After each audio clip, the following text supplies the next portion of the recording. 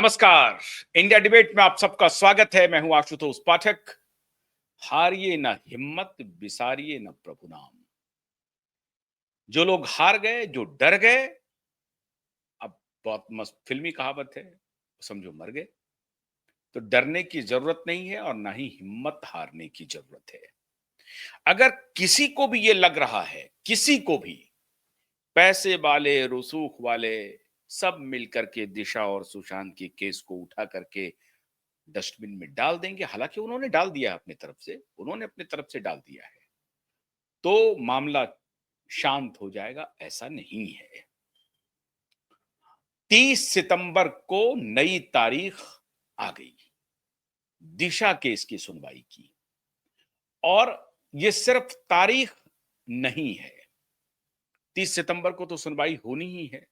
हालांकि सितंबर में होनी थी, कई तारीखें लगनी थी। सब तारीखों को मैनेज करते हुए एक तरफ वो मैनेज कर रहे हैं और एक तरफ हमारे वकील सूरमा लगातार अदालत का दरवाजा खटखटा रहे हैं कि कितना जल्दी आप हमें तारीख देंगे, कितनी जल्दी हमें यह तारीख मिल सकती है। खैर, 30 सितंबर की तारीख मिल गई। लेकिन एक अंदर की खबर मैं आज आपसे शेयर कर रहा हूं, बहुत बड़ी खबर है। पिछले दिनों एक खबर आई कि आदित्य ठाकरे और उनके पिताजी की कोई साठगांठ हो गई है भारतीय जनता पार्टी के केंद्रीय नेतृत्व से। और ये खबर काफी तेजी से पावर गैलरी में फैलने लगी। और ये फैलाने वाले कौन थे? वही पत्रकार जो झूठ की सौदेबाजी कर रहे हैं, हर हालत में झूठ को आगे बढ़ाए रखना चाहते हैं। तो पहली बात ये हुई कि अभी उपराष्ट्रपति चुनाव के पहले बातचीत हुई है उद्धव ठाकरे की, आदित्य ठाकरे की, केंद्रीय नेतृत्व से, भारतीय जनता पार्टी के केंद्रीय नेतृत्व से, मतलब सीधे नरेंद्र मोदी जी से और अमित शाह जी से। और नरेंद्र मोदी और अमित शाह जी ने दोनों ने कह दिया है कि साहब ठीक है, अगर अब ऐसा ही सोचते हैं तो ठीक है, हम इस मुद्दे को थोड़ा हल्का कर देते हैं। और सीबीआई ने चार्जशीट दी। सीबीआई ने चार्जशीट दी है सुशांत केस में। और सुशांत केस में जो क्लोजर है, जिसको क्लोजर रिपोर्ट कहते हैं, वही क्लोजर रिपोर्ट जो अभी चार्जशीट में तब्दील होने वाला है, उसकी लड़ाई अलग से लड़ रहे हैं। तो सुशांत केस में भी बात बन गई है। सुशांत केस के ऊपर तो लगातार हम लोग सवाल कर ही रहे हैं। अब ये जो खबर फैलाई गई कि अमित शाह और नरेंद्र मोदी के साथ उद्धव ठाकरे की मुलाकात हो गई है, गुप्त बातचीत हो गई है। और उस बातचीत को आगे बढ़ाने में भारतीय जनता पार्टी के कुछ नेता इसमें मीडिएटर का की भूमिका निभाया है। और उसमें महाराष्ट्र के कुछ नेता की बात कही जा रही है, कुछ और बात कही जा रही है। एनसीपी के बड़े नेता के हवाले से इस मीडिएशन के काम को आगे बढ़ाया गया। अब एनसीपी के बड़े नेता कौन हैं? क्या शरद पवार स्वयं हैं, या उनकी पुत्री सुप्रिया सूले इस बात को आगे बढ़ा रही है, या पूर्व एनसीपी नेता प्रफुल्ल पटेल इस बात को आगे बढ़ा रहे हैं? एनसीपी के 3 नेताओं की चर्चा हो रही है, जो कहा जा रहा है कि मोदी और अमित शाह से उद्धव ठाकरे के बारे में कोई बातचीत को आगे बढ़ाने की जिम्मेदारी इन तीनों नेताओं ने ली थी। और इन्हीं तीनों नेताओं ने इसको आगे बढ़ाया है। शरद पवार की मुलाकात जो नरेंद्र मोदी जी के साथ हुई और कई बार हुई, सभी शरद पवार ने उनको एक अवार्ड भी दिया है। तो उस मुलाकात में कहा जा रहा है कि शरद पवार ने नरेंद्र मोदी से यह भी जिक्र किया कि उनके लड़के का जो मामला है, इसको जरा देख लीजिएगा। अब इस बात की कोई पुष्टि नहीं कर रहा है, लेकिन पावर गैलरी में जो हमारे सूत्र हैं, वो हमें बता रहे हैं कि साहब इस तरह से बातचीत को आगे बढ़ाई गई है। लेकिन हमने भी अपने सूत्रों से इस खबर को पुष्ट करने की कोशिश की, तो पता चला कि साहब शरद पवार ने इस मामले में कोई बात नहीं की है। तो किसने की? तो बात हुई है सुप्रिया सूले की तरफ से, और ये तब हुई है जब दिशा सालियान के पिता सतीश सालियान एप्लीकेशन लेकर के मुंबई के पुलिस कमिश्नर के पास अपने वकील के माध्यम से पहुंचे थे। उसके 2-3 दिन के बाद ही सुप्रिया सूले ने संभवतः बात करने की कोशिश की केंद्रीय नेतृत्व से, और उनकी शायद अमित शाह से बात हुई, और अमित शाह ने इस मुद्दे पर कुछ भी बोलने से ना तो हां कहा, ना ही ना कहा। आपको मालूम है कि अमित शाह की जो कार्य पद्धति है वो बिल्कुल अलग है। कोई उनसे कोई बातचीत करना चाहे तो वो उसको मना नहीं करते हैं, सुन लेते हैं उनकी बात को, और सुन करके ना तो उन्होंने ना कहा, ना ही उन्होंने हां कहा। तो ऐसा प्रचार किया गया कि अगर केंद्रीय नेतृत्व मौन रखे हुए है तो उसे सहमति मान लिया जाए। मतलब पिता पुत्र को बचाने की बात हो गई है। नहीं है ये बात, ये भी बात असत्य है। तीसरे एक खिलाड़ी की चर्चा हो रही है पावर गैलरी में, और वो चर्चा है प्रफुल्ल पटेल की। आपको याद होगा कि प्रफुल्ल पटेल हाल हाल तक शरद पवार की एनसीपी में थे, लेकिन जब शरद पवार के भतीजे अजित पवार ने शरद पवार को धोखा तो कहना ठीक नहीं है, शरद पवार की एनसीपी को तोड़ करके एनसीपी अजित पवार पार्टी बना ली, और वही अब असली पार्टी है। लेकिन शरद पवार की एनसीपी और अजित पवार की एनसीपी की वो स्थिति नहीं है जो शिवसेना उद्धव की और शिवसेना शिंदे की है। शिवसेना शिंदे की ही अब असली शिवसेना है, लेकिन शरद पवार की जो पार्टी है एनसीपी, वो अभी तक बनी हुई है शरद पवार के साथ, क्योंकि उनके 10 एमपी भी हैं और एमएलए भी हैं। ऐसी परिस्थिति में शरद पवार एक पावरफुल प्लेयर अभी भी महाराष्ट्र में बने हुए, हालांकि अब वो स्थिति नहीं रही।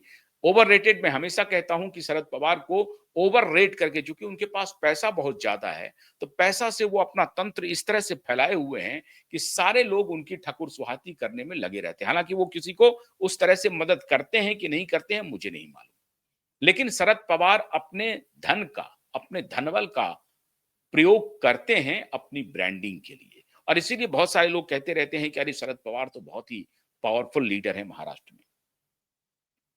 अब प्रफुल्ल पटेल की बात कहां से आई? प्रफुल्ल पटेल की भी वही स्थिति है। ये भी पैसे से बड़े ही मजबूत हैं, और इनकी भी भारतीय जनता पार्टी में अच्छी खासी पकड़ है, और खासतौर से केंद्रीय नेतृत्व इनके ऊपर बहुत कुछ भरोसा करता है। और जब अजित पवार पार्टी तोड़ करके आ रहे थे तो उसमें प्रफुल्ल पटेल ने बड़ी भूमिका निभाई है। तो प्रफुल्ल पटेल के भी तरफ से खबर आई कि प्रफुल्ल पटेल ने संभवतः इस मुद्दे पर प्रधानमंत्री और अमित शाह जी से बात की है। ये बात भी कोरोबरेट नहीं हुई। अब एक खिलाड़ी का नाम आ रहा है जिसके ऊपर कहा जा रहा है कि हां, उनकी बात में थोड़ी बहुत सच्चाई हो सकती है, दम हो सकता है। वो खिलाड़ी कौन है साहब? वो खिलाड़ी हैं नई नई शिवसेना में गई हुई एक नेता।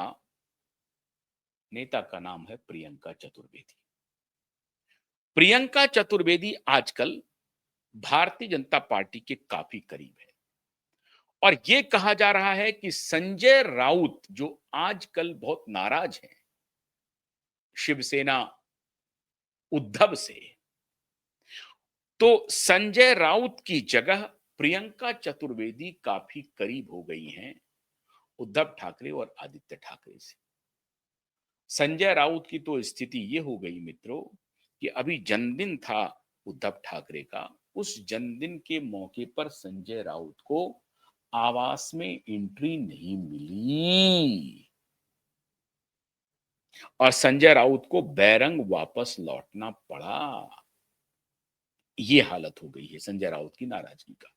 ये कहा जा रहा था कि संजय राउत पार्टी छोड़ सकते हैं, और उधर जा सकते हैं जिनकी वो जिंदगी भर आलोचना करते रहे हैं। किधर जा सकते हैं? हो सकता है कि भारतीय जनता पार्टी की तरफ भी वो रुख कर लें। शरद पवार की भी पार्टी में जा सकते हैं, लेकिन शरद पवार की तरफ जाने से उनको कोई फायदा नहीं है, तो वो सोच रहे हैं कि इधर रुख कर लिया जाए। प्रियंका चतुर्वेदी के हवाले से भी, प्रियंका चतुर्वेदी के बारे में भी पावर गैलरी में यह चर्चा हो रही है कि प्रियंका चतुर्वेदी ने संभवतः इस बातचीत को आगे बढ़ाया कि दिशा सुशांत मामले में आदित्य ठाकरे को बचा लिया जाए।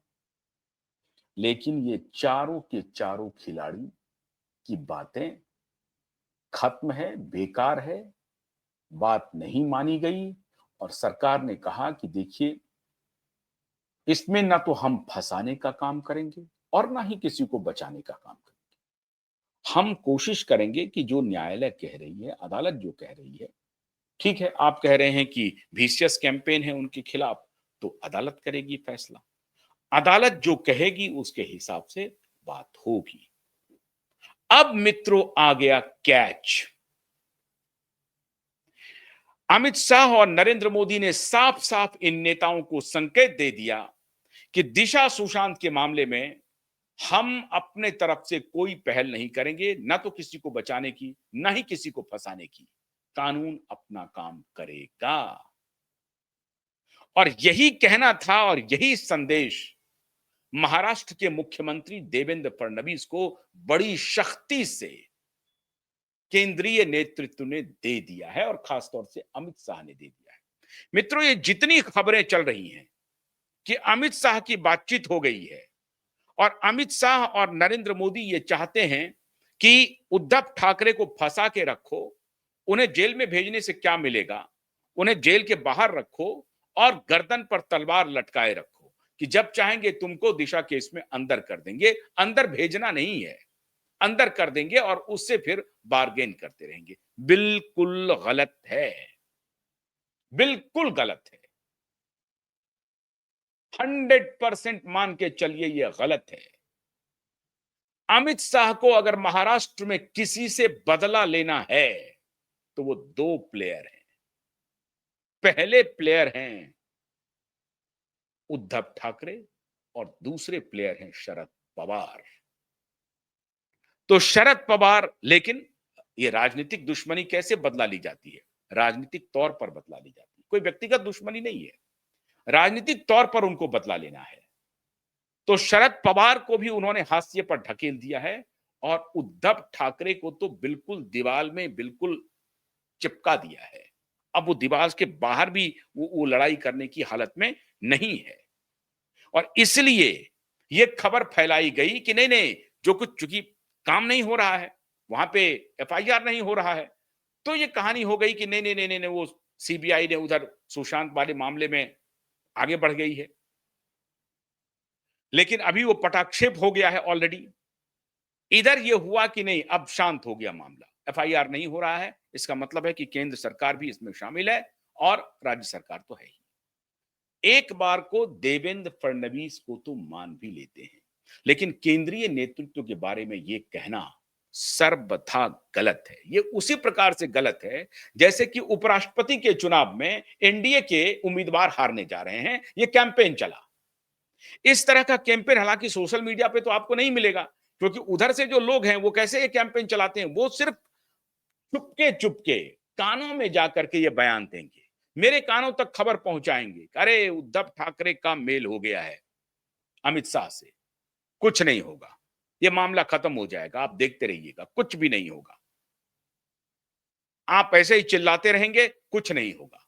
क्योंकि अमित शाह और नरेंद्र मोदी की बातचीत हो गई है उद्धव ठाकरे से और उद्धव ठाकरे को बचाया जाएगा। और जब उद्धव ठाकरे से मदद लेने की आवश्यकता होगी तो ये आपका जो ये ट्रंप कार्ड है, ये उसको दिखा दिखा करके काम होगा। और आप जितना शो कर रहे हैं इसका लाभ सीधे नरेंद्र मोदी और अमित शाह को हो रहा है।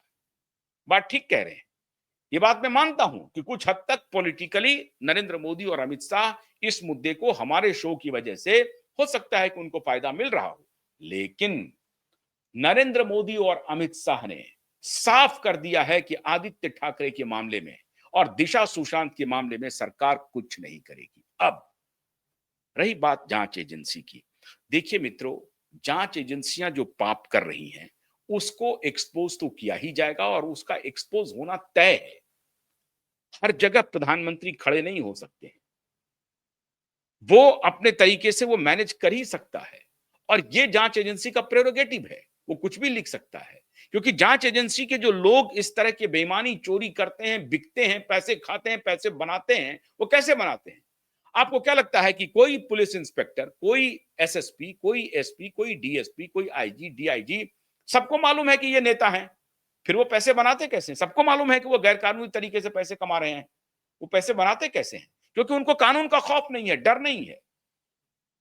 और नेता को वो हफ्ता पहुंचाते हैं, नेता को वो अपने पॉकेट में रखते हैं क्योंकि नेता को वो कमीशन देते हैं।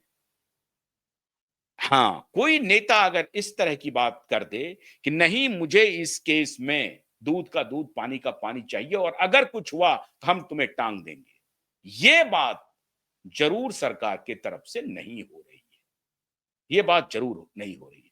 हो सकता है कि प्रधानमंत्री और अमित शाह जी को इसके लिए वक्त नहीं हो, ये बहुत छोटा मामला लग रहा हो। क्यूबाइब के लिए ये बड़ा मामला है, लेकिन प्रधानमंत्री के लिए और अमित शाह के लिए हो सकता है बहुत बड़ा मामला नहीं हो।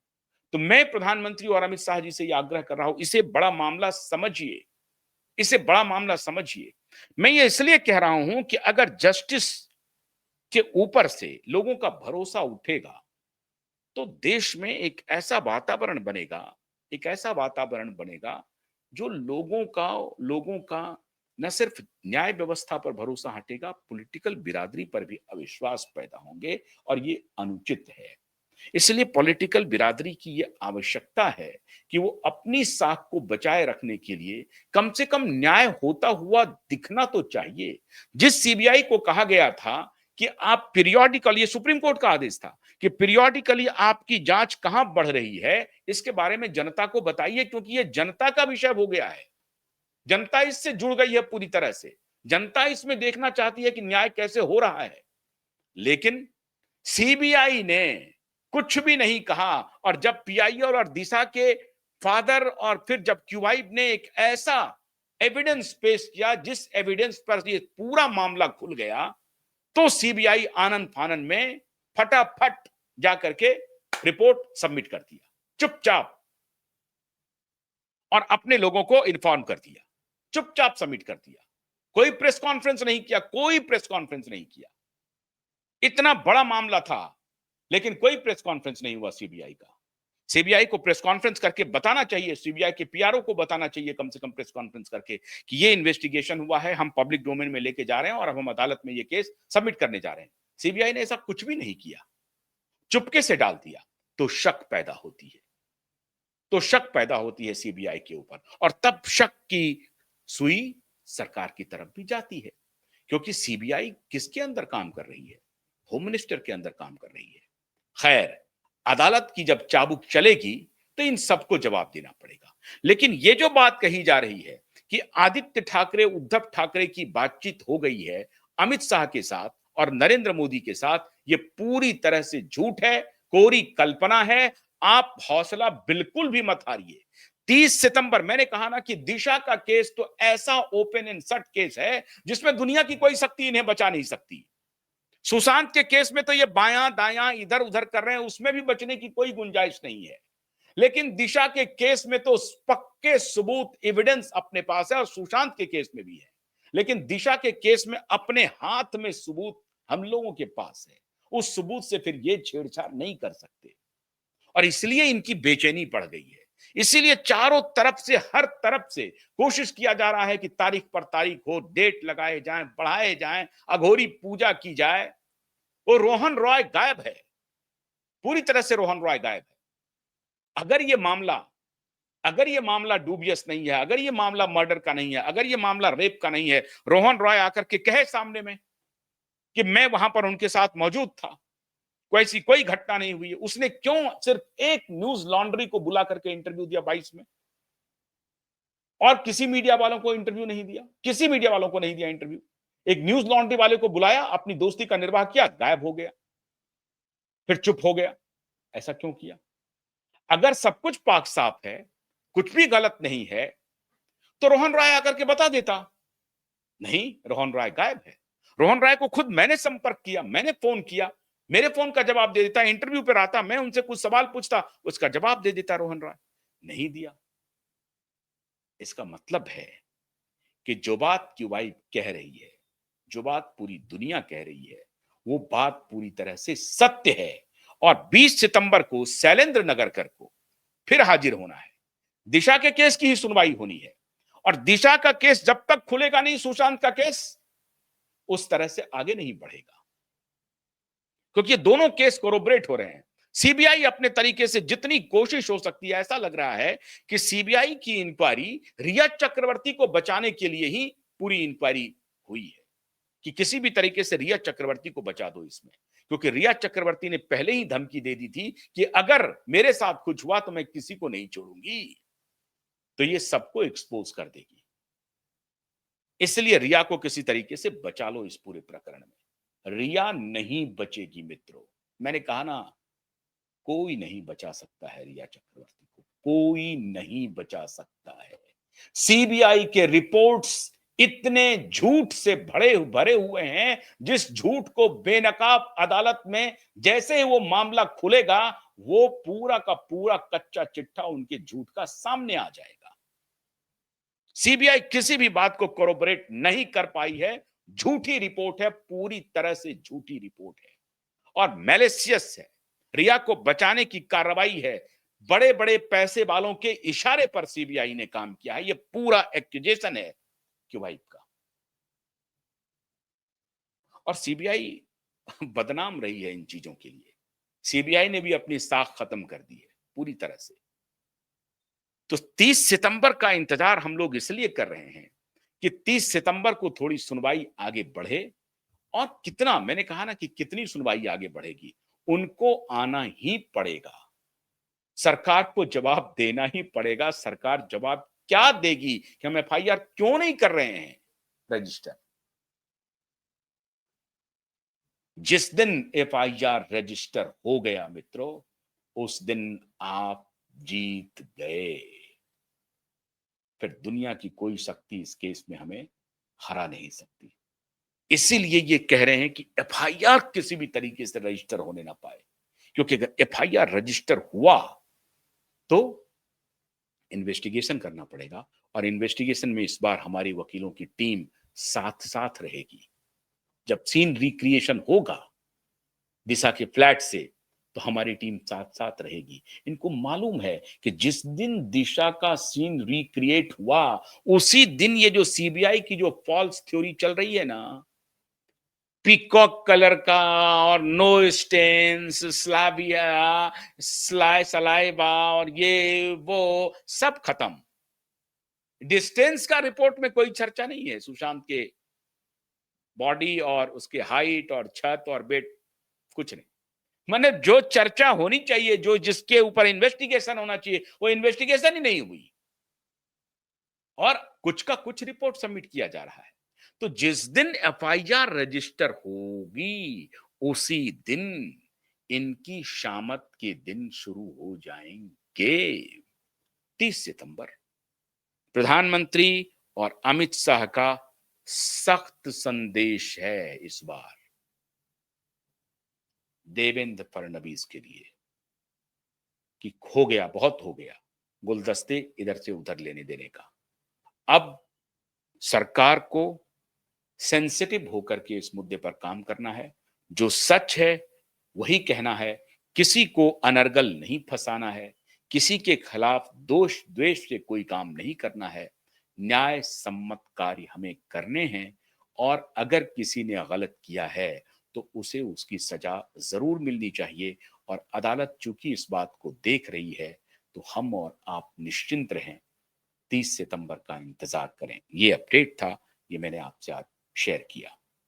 लेकिन ये अगर कोई कहे कि नहीं नहीं कोई सेटिंग हो गई है, सब ठीक हो गया है, बिल्कुल भी नहीं है। अदालत में मामला थोड़ा लंबा चलता है, ये बात सही है। और एक तरफ जब पूरी शक्तियां लगी हुई हैं इसको दबाने के लिए, हमारे मुंह, हमारी आवाज को चुप करने के लिए, तो आप समझ सकते हैं क्या हो सकता है।